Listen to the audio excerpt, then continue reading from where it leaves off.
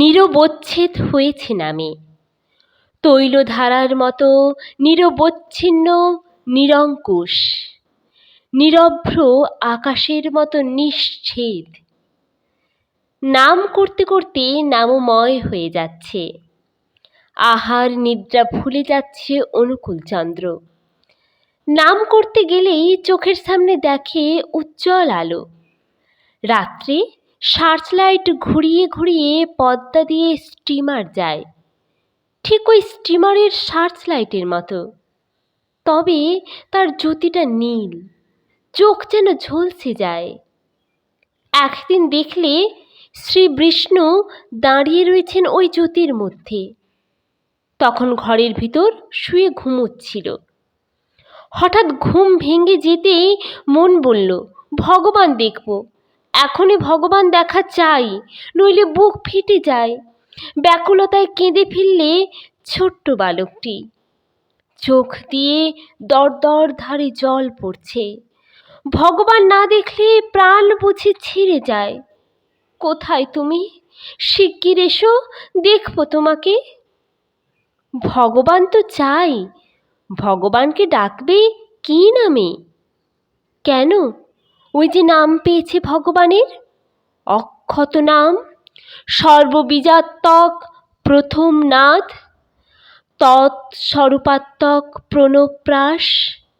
সেই তো তাঁর গুরু নাম, তাঁর নিত্যকালের নাম।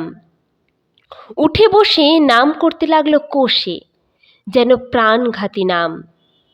এসো শিগগির, নইলে আর বাঁচিনি। জলের মধ্যে ডুবিয়ে ধরলে প্রাণটা যেমন আঁটু বাঁটু করে ওঠে, ঠিক সেই রকম হয়েছে অনুকূলচন্দ্রের। বিরহ বিষ জ্বরে বিধুর, প্রাণটা হয়েছে অমরাত্রির চকর, একপালা জীবন্ত মাথুর। ওগো, কখন তোমাকে দেখব? হঠাৎ ঘরের ভিতরে বেড়ার উপর পড়ল একটা আলো। ম্যাজিক লণ্ঠনের যেমন আলো পড়ে, ঠিক তেমনটি। তার ভিতর দেখলে শ্রী বিষ্ণু দাঁড়িয়ে, ঠিক মানুষের অত বড়টি, শঙ্খ চক্র গদা পদ্ম পানি, কানে কুণ্ডল, নবসংস্প শ্যাম, পদ্ম পলাশ লোচন, দৃষ্টিতে প্রশান্ত স্থৈর্য, সম্মিত করুণাময়। অবাক হয়ে গেল অনুকূলচন্দ্র। মুচকে মুচকে হাসছেন শ্রী বিষ্ণু। মিনিট দু তিন দেখলে এমন। ধীরে ধীরে ম্লান প্রভ হয়ে এলো জ্যোতিটা, মূর্তি অস্পষ্ট হলো ধীরে ধীরে। এ কি স্বপ্ন দেখল, ভাবছে অনুকূলচন্দ্র। এ স্বপ্ন না সত্যি? কিন্তু কই, স্বপ্নের মতো তো মনে হলো না।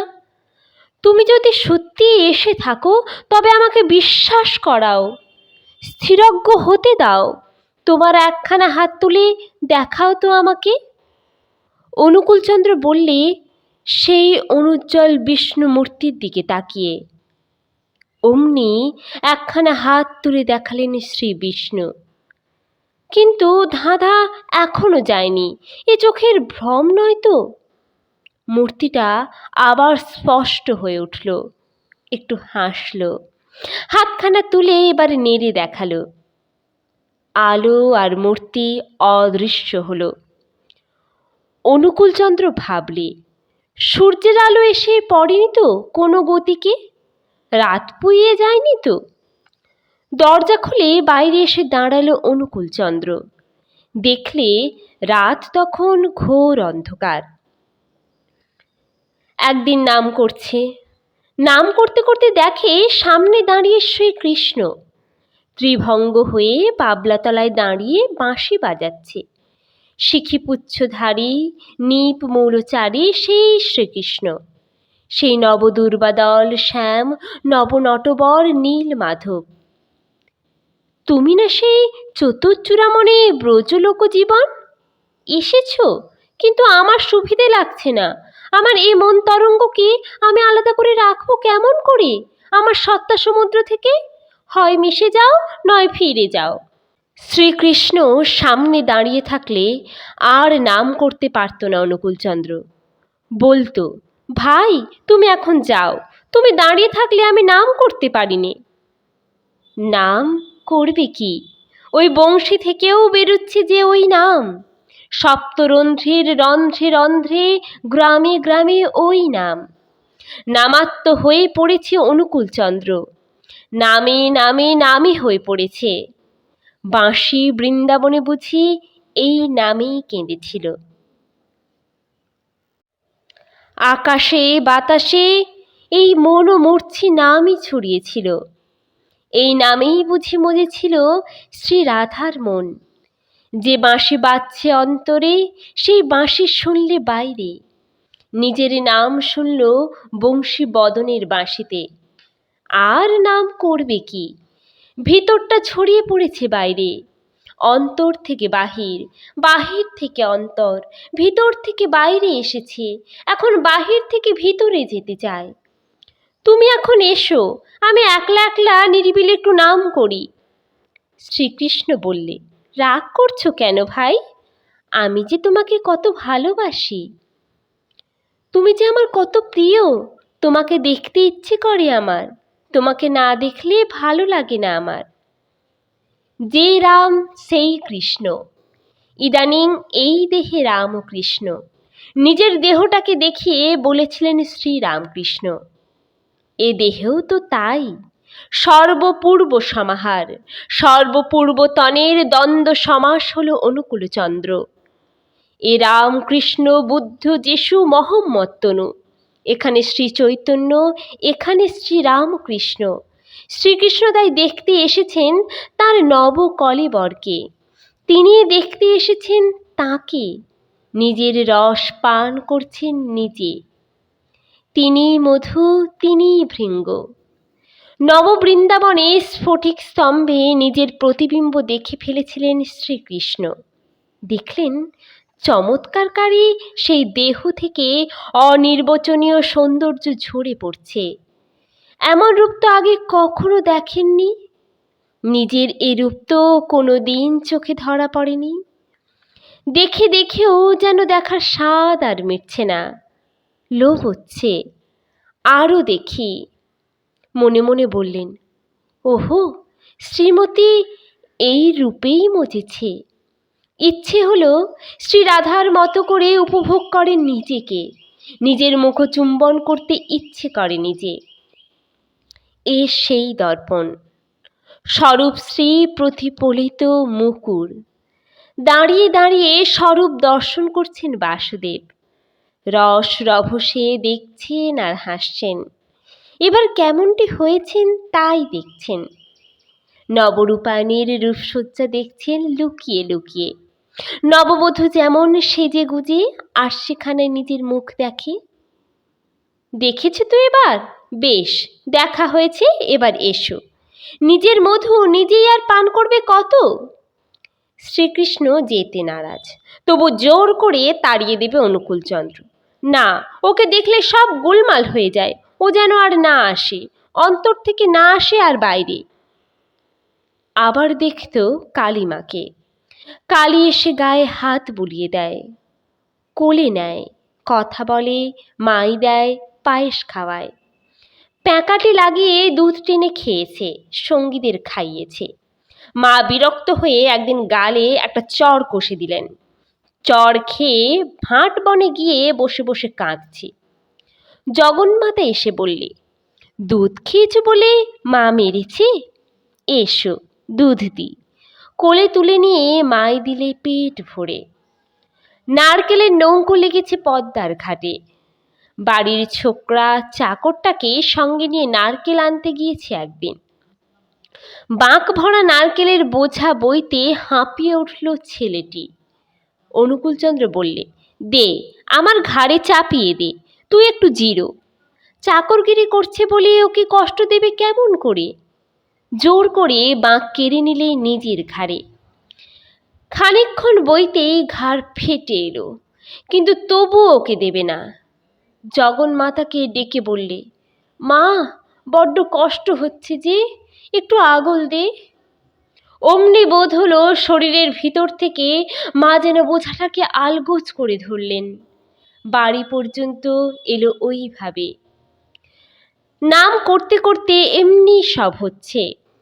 সমস্যা এলে সমাধানও আসছে তার পিছনে পিছনে। মুশকিল হলে আসানো হচ্ছে তার সঙ্গে সঙ্গে। অসুবিধায় পড়লে তার নিবারণও হাজির হচ্ছে ওই সঙ্গে। একটা বড় জাঁতা বইতে হলো একদিন মাথায় করে। বইতে বড্ড কষ্ট হচ্ছিল। যেই কষ্ট বোধ হলো অমনি ভার লঘু হলো। তাকিয়ে দেখে একখানা মজবুত হাত এসে জাঁতাটাকে তুলে ধরেছে। একদিন রেলগাড়িতে উঠে নৈহাটি যাচ্ছে। তেষ্টায় গলা শুকিয়ে গিয়েছে। মনে হলো একটু জল খেতে পারলে হতো। অমনি পরে স্টেশনে গাড়ি থামতেই একজন এসে জল বাড়ি দিল এক ঘটি। বললে, খাও, আমি বামুনের ছেলে।